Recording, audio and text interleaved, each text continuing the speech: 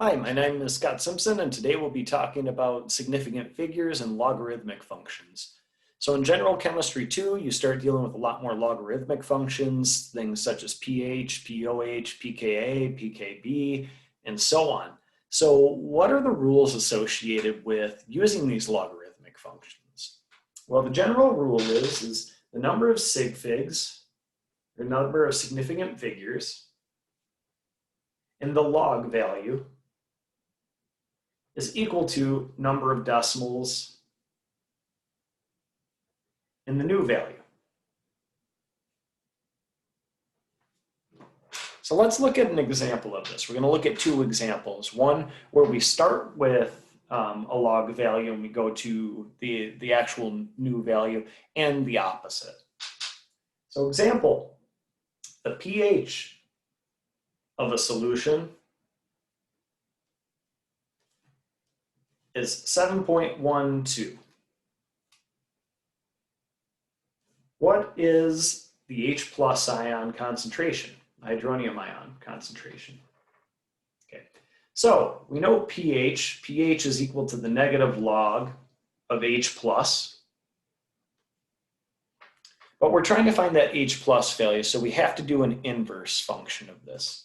So to do that, let's move the negative sign over. We get negative pH is equal to log H plus. Now what we're going to do is we're going to raise this to the power of 10 because that's the anti-log of this function. So 10 to the negative pH will get us to our hydronium ion concentration. Okay, so we got 10 raised to the power of negative 7.12. If we evaluate this in a calculator numerically, what we get is 7.58578 times 10 to the minus 8 molar. Okay, so now we have to consider for our final answer, what is the correct number of significant digits? So let's look back. We said the number of significant figures in the log is equal to the decimals in the new value. So we have to consider how many significant figures are in this value. This is our log value. So in that case, there are 3 significant figures. So what that means for our number is we have to have 3 decimals after, or 3 digits after the decimal.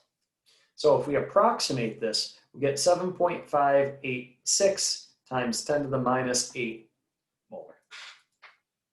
Okay, but now what happens if we go the other way around?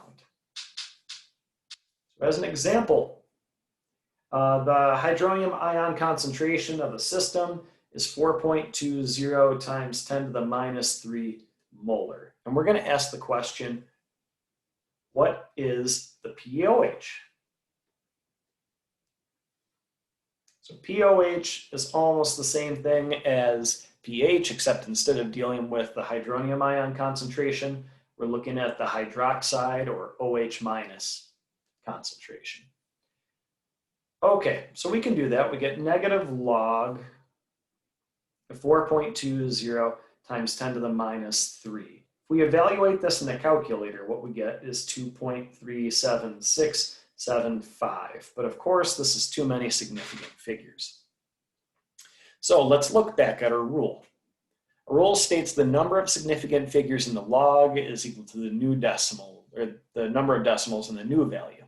So in this case, we're starting with the new value, and we want to work back to the log. So the number of decimals in our number has to be equal to the significant figures of the log. So in that case, we look at this number, and we see we have 2 digits after decimal. So since we have 2 digits after the decimal, that means our new value has to have 2 sig figs. So we got to evaluate this to have 2 significant figures. When we do that, we should end up with 2.4 when we approximate for it to keep track of our significance. So that is how you use logarithmic functions, and you can determine the number of significant figures that way. Like I said, this is increasingly important because you'll be dealing with a lot of logarithmic functions. When it comes to pH, POH, and a lot of things in general chemistry too, and if you go take inorganic or analytical later on. So with that, I'd like to leave you. If you have any questions or comments, please feel free to contact me or leave a comment below. Thank you very much.